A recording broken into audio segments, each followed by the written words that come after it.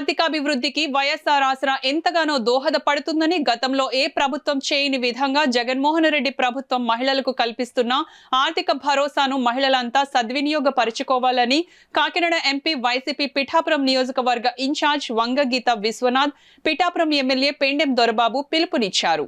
పిఠాపురం వైఎస్ఆర్సీపీ కార్యాలయం ఆవరణలో పిఠాపురం మున్సిపాలిటీ పరిధిలోని 723 డ్వాక్రా సహాయక సంఘాలకు సంబంధించి 7,193 మంది సభ్యులకు పిఠాపురం మున్సిపల్ చైర్పర్సన్ గండేపల్లి సూర్యావతి రామారావు అధ్యక్షతన జరిగిన వైఎస్ఆర్ ఆసరా పథకం 4వ విడత రుణమాఫీ కార్యక్రమానికి Kakinada MP YCP Pithapuram incharge Vanga Geetha Viswanath, Pithapuram MLA Pendem Dorababu ముఖ్య అతిథులుగా హాజరయ్యారు.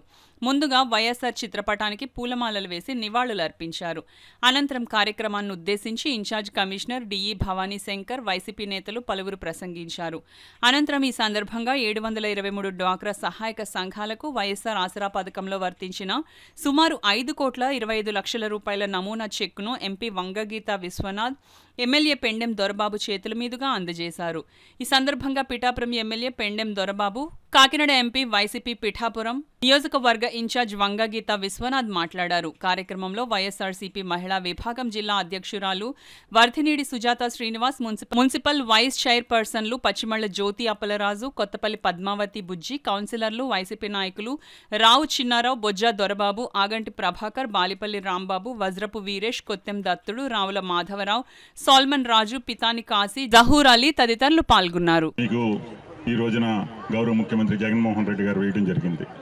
అలాగే గత 4 సంవత్సరాలుగా 20 కోట్ల రూపాయలు పైబడి మీ అకౌంట్లోకి నేరుగా వచ్చే విధానం, ఎక్కడ దళారీ వ్యవస్థ లేకుండా ఈ రోజున మీ అందరికీ కూడా చెప్పదలుచుకున్నది, 25 సంవత్సరాలుగా మీతోటి ప్రయాణం చేస్తూ మీ యొక్క యోగక్షేమాలన్నింటినీ కూడా ప్రతి ఇంటికి వచ్చి, ప్రతి గడపకి వచ్చి మీ అందరినీ కలుసుకుని ఈ నియోజకవర్గ అక్క చెల్లెమ్మలు, అవ్వాతాతలని అందరినీ కూడా గడప గడపకే మన ప్రభుత్వ కార్యక్రమంలో భాగంగా మీ అందరినీ కలవడం, అలాగే మా సోదరిమల్ని కానీ, డాక్రా అక్క చెల్లెలు కానీ అందరూ కూడా, వాలంటరీ వ్యవస్థ కానీ, సచివాలయ వ్యవస్థ కానీ అందరూ కూడా ఈ గడప గడపకే మన ప్రభుత్వ కార్యక్రమంలో గౌరవ ముఖ్యమంత్రి గారు చేసినటువంటి పనులన్నింటినీ కూడా ప్రజల దగ్గర తీసుకెళ్లే విధంగా చేసినటువంటి వీరందరూ కూడా నాకు సహకారం ఇచ్చినట్టు మన వైఎస్ఆర్సీపీ నాయకులు, కౌన్సిలర్లు, చైర్మన్లు అందరూ కూడా ప్రతి నిత్యం ప్రతి గడపకి తిరిగి